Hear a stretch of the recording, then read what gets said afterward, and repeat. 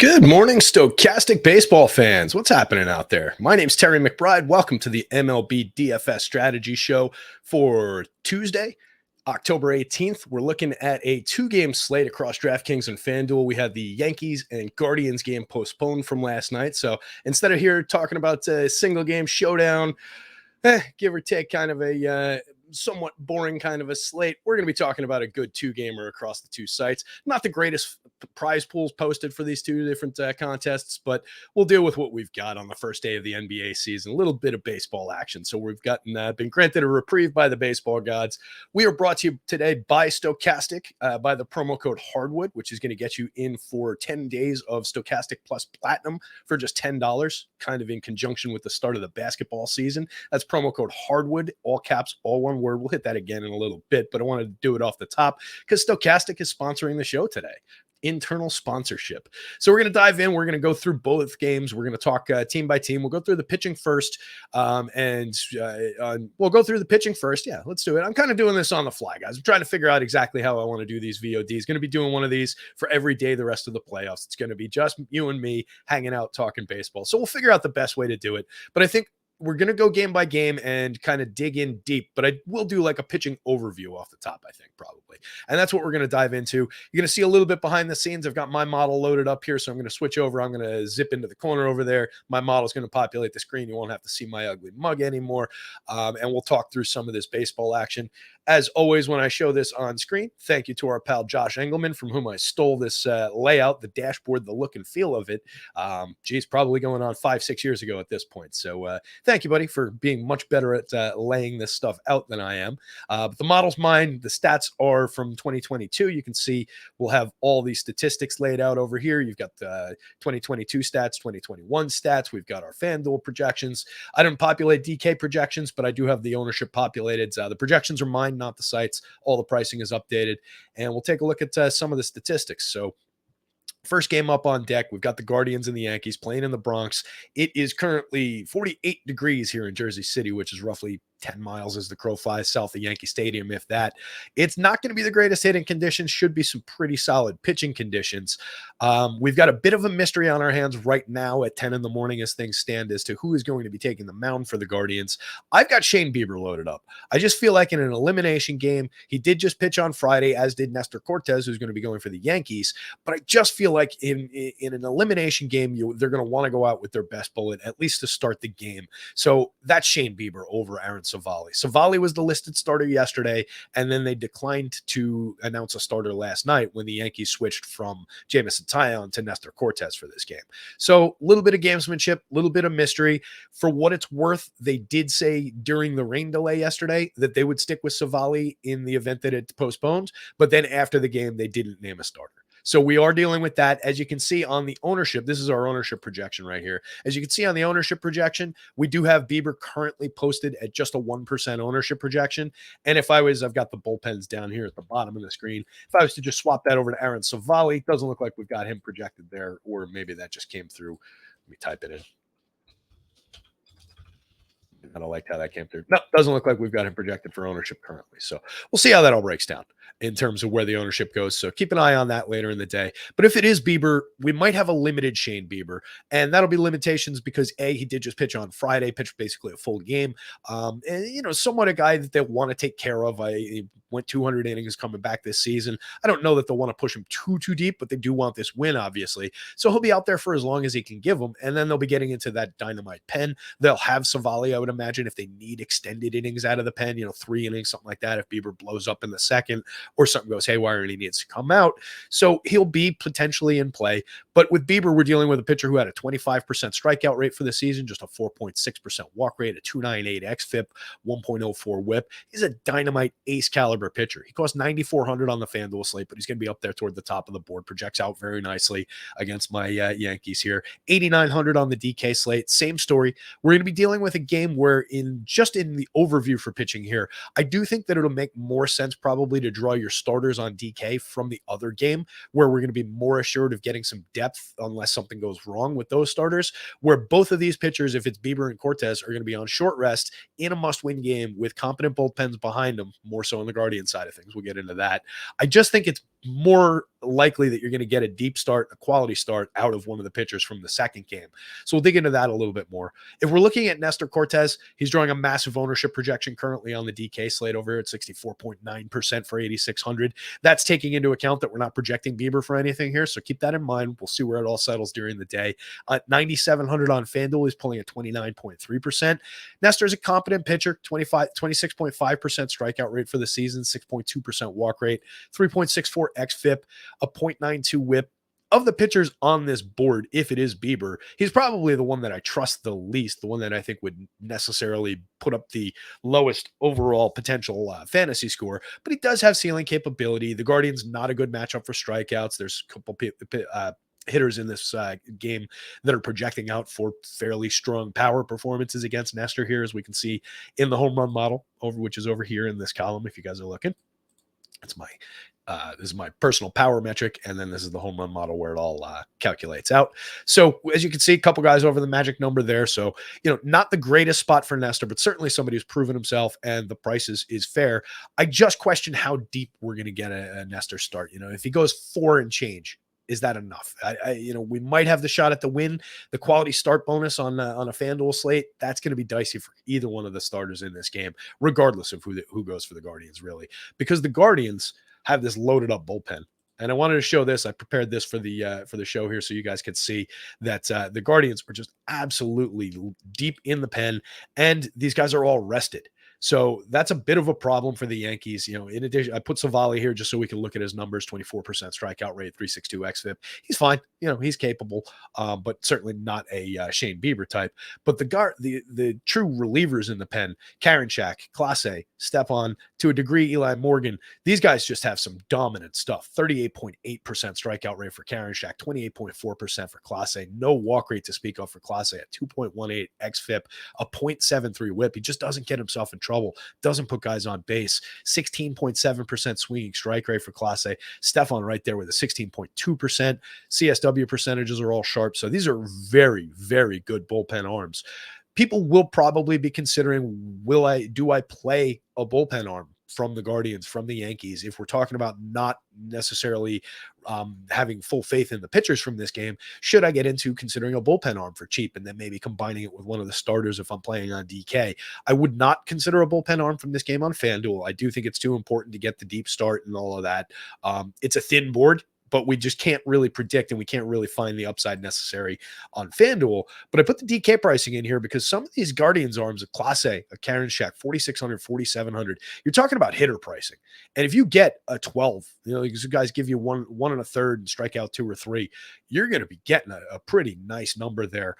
So I think for the money, for the value, and for the low ownership, in combination when we don't necessarily trust the starters from this game, you might want to consider grabbing, at least for a few shares in a large field tournament, maybe grab a few low-owned relief shares and combine them with a starter from the next game. So that's how I would be looking at that. The Yankees bullpen, not as much upside.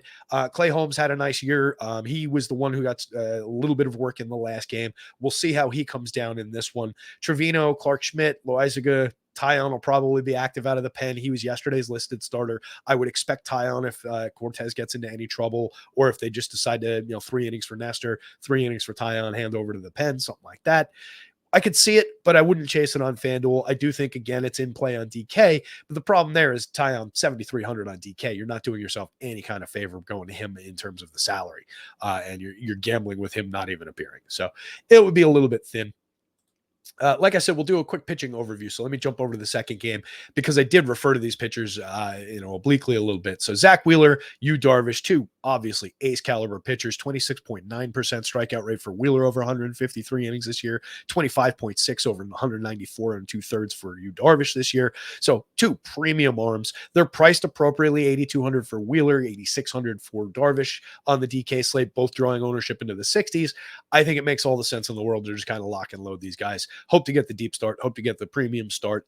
They are more likely to pitch a quality game, a low scoring game, I think, than the other game. We are seeing, some good offense on both sides. Of course, there's very, very good hitters in these matchups, but both pitchers relatively effective at keeping the ball in the yard. A 2.14% home run rate for Zach Wheeler, a 2.85% home run rate for Yu Darvish. So I just think between the strikeout upside, between the propensity for keeping the ball in the yard, and just for being who they are, and the idea that you're getting less likely to short start these guys and dive into the bullpen in game one of a championship series than in the deciding game of a division series, right? So we're expecting a little bit more depth from these guys. I would load up. I didn't load up the bullpens for this game because, again, I expect more depth from the starters. And if I was drawing starting arms, it would be from this game. Bullpen arms, it would be from the other game. That's basically how I'm looking at it. Not to say that you should be going crazy out there with these bullpen arms, because that is a thin probability play. You've got to drill the right guy who gets the inning plus. You've got to get the guy to perform, for one thing. He's got to come out there and actually strike out a handful of hitters. So it's a thin approach to doing this, but I do think it's a little bit viable on a 2-gamer on DK, where we've got question marks in terms of the starters in one of the games on both sides. Looking at some of the lineups now. Oh, before I do that, let's talk real quick again about the Stokastic Plus Platinum plan, which the Platinum plan, guys, this is the one that includes everything. We're tying it to the Hardwood promo code, HARDWOOD, all one word, all capital letters. It's a basketball theme. But we're tying it to a basketball theme, but the Platinum plan includes everything. So that'll include the rest of baseball season. It'll include hockey, which is going on, and our guys are crushing it in hockey. That includes access to the Discord channels, which for hockey is just absolutely paramount because we get all the line combinations, all the breaking news. It's basically like basketball with breaking news for hockey. So you need those Discord channels. You need them for basketball. It's critical to get those last-minute lineup changes in. The Platinum plan also includes things like NASCAR, tennis, golf, whatever is being covered. Oh, football. That's kind of a big deal right now. NFL football. Yeah, that's in there too. You can get access to all of these things for $10 for your first 10 days of Stokastic Plus Platinum by using the promo code Hardwood. I'm sure there'll be a link when they put the video up in the description below. If not, navigate your way over to Stokastic, send us an email, chime in support channels in Discord. There's a lot of ways to get help from the team, guys. One more time, promo code Hardwood. $10 for your first 10 days of a Stokastic Plus Platinum plan. Pretty killer.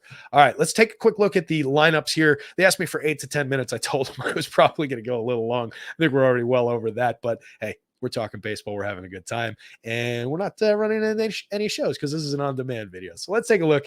Guardians rolling out. These are projected lineups, of course, at this point in the day. Guardians, fairly standard version of their lineup. They're not drawing, relative to a 2-game slate, they're not drawing backbreaking ownership. And you can see there are some premium plays like Jose Ramirez in the middle of this lineup, obviously the most expensive hitter on both sides on this team, but projects out nicely in my projections, has a nice number in our home run model here. One of the leading, actually, I think when I pulled it up, he was the leader. Let's jump over to that tab. Yeah, Jose Ramirez, the leader on the old home run model here. So people who like to chase my home run calls, I don't like to say it because he's going up against my Yanks here, but that does look like a nice spot for Jose Ramirez. Only owned 22% on DK, 23 on FanDuel. That seems like a spot where you might want to be, focus in and draw a couple shares of a premium bat. You can tie him together with guys like Oscar Gonzalez, Josh Naylor, if he's in the lineup.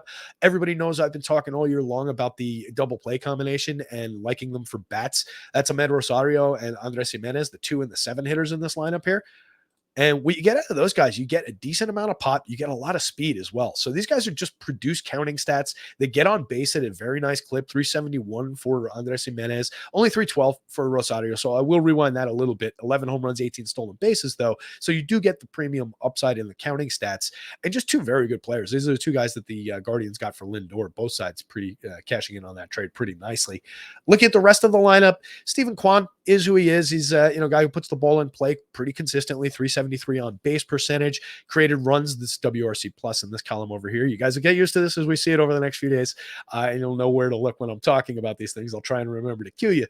But WRC plus is weighted runs created plus. It's telling you how many runs these guys are creating above league average. So 24% above league average for run creation, despite a significant lack of power upside for Steven Kwan. He gets on base. He might be going. These Guardians do run quite a bit, and they do create runs. They're a team that manufactures runs, a little bit of old school baseball. So I do think they're playable. Maybe not the upside of a team like the Yankees if we're home run hunting, which is, playoff baseball does boil down to home run hitting. Whoever out homers the other team tends to win these games in a lot of cases. So we are flashing a little bit more power on the matchup for the Guardian side of this one between Ramirez, Gonzalez, Josh Naylor up there. But the Yankees have Aaron Judge. The Yankees have Giancarlo Stanton. We know that these guys are loaded with power. They're drawing a little bit of ownership, those two hitters on the FanDuel slate. Stanton, for his 5,200 price, that's priced up a little bit from where he's been recently on DK. He's only 3,300 on the FanDuel slate. 31 homers, a 251 ISO creator, runs 15% better than average for the season. I don't really care that he hit 211, 297, 462 in his triple slash. Give me that home run upside in a playoff game and a 2-game slate. I think we can get there. And you love the premium contact metrics as well for Stanton. That's over here. If you're looking, these are our StatCast numbers. 19% barrel rate, 52% hard hit rate for Giancarlo Stanton. Those are not Judgian numbers. 26.2% barrel rate, 60.9% hard hit this year, 62 home runs. But those are dominant quality contact numbers. So premium contact out of Stanton. And there are good bats up and down this lineup. Gleyber Torres up top, Anthony Rizzo, model of consistency, another year of 32 home runs, 75 RBIs. That's what he did multiple years out with the Cubs, and he put it up here with the Yanks. Josh Donaldson had an okay season, played a good third base. Oswaldo Cabrera finally slotting in at shortstop for the Yankees. They realized that IKF finally, with only a couple games left in the season, they realized that IKF not a good player. So hopefully we get Oswaldo Cabrera in there. Harrison Bader's had himself a frisky playoffs. Interesting player in terms of a little bit of home run upside and some stolen base potential. Bottom of the lineup, don't really love it.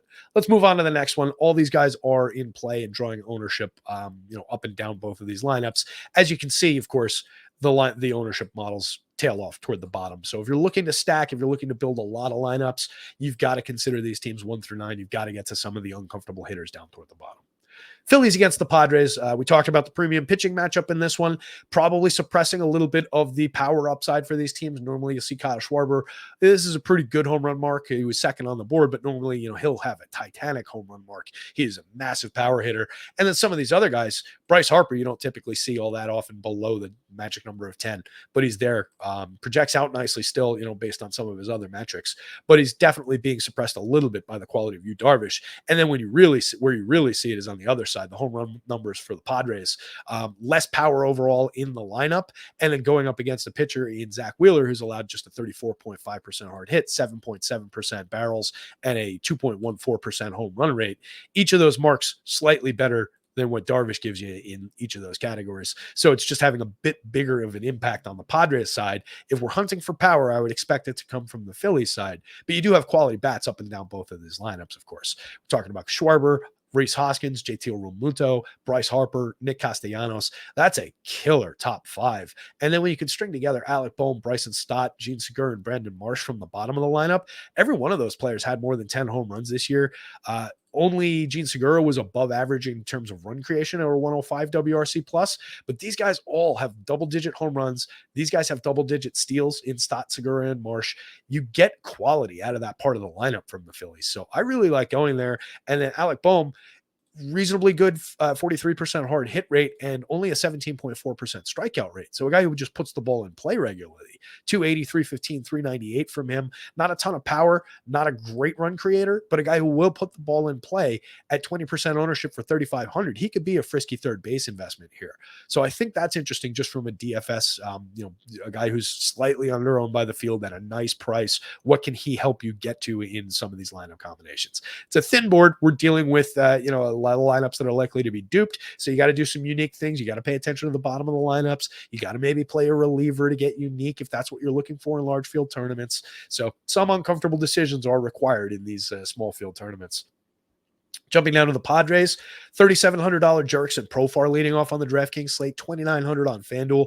He's probably underowned on both sites. I've talked a few times about him saying I don't necessarily think he's a great player, and I don't think he is. 243, 331, 391. That's fine. He did create runs 10% better than average this season. He's got a little bit of speed. He's got a little bit of pop, 15 home runs, 5 stolen bases. So I do think for DFS purposes, a guy like that who only strikes out 15.7% of the time and does walk 11.1% of the time, he can have a little bit of value at those prices. He's probably under owned at the top of this lineup. So if you're considering rostering Juan Soto and Manny Machado, who will be hitting right behind him, grab the guy that correlates with them at a little bit of an ownership discount in the outfield as well. I think it just makes sense to play Juan Soto alongside those guys.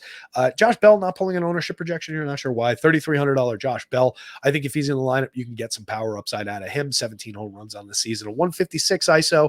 We expect more from him, or at least I think we did a few years ago. And it seems like he's settling into this, mid-level type of a guy, but still a 123 WRC plus, 23% better than average creating runs. That'll play for DFS. So I think he's a viable bat. Jay Cronenworth, Will Myers, Ha-Seong Kim, a lot of average type guys through the bottom of this lineup, but they don't draw a ton of attention from the field. You can see some 15% ownerships on FanDuel, some 16% here on Trent Grisham on DK, and they're all really cheap. 3,000s, 2,000s, some cheap end pricing there. Not a ton of power upside, not a great run creators necessarily. You do have both Myers and Ha-Seong Kim were above average for run creation, Grisham and Nola below, but we're talking about a catcher in Grisham. We're talking about some, reserve level outfielders when we think of the full DFS slate. But these are guys, again, who Trent Grisham goes deep at 16.5% ownership for 2,700. You're probably going to want that in your lineup today. So those are the variables that we have to play on these wacky 2-game slates late in the season on a cold night in the East Coast, probably a warmer night out west, but maybe better hitting weather, but definitely worse matchup for those hitters going up against some premium pitchers. So that's the breakdown, gang. If you've got any questions, we'll be hanging around throughout the day. Drop them in our premium Discord. Come find us on Twitter, all those things. We're Stokastic.com. One more time, the promo code was Hardwood. That's HARDWOOD, all caps, all one word. That'll get you 10 days of Stokastic Plus Platinum for only $10. And with that, I've been Terry McBride. If they'll let me do this again, because I think I went triple the time I was supposed to, I will see you guys for the next MLB slate. Really appreciate it, gang.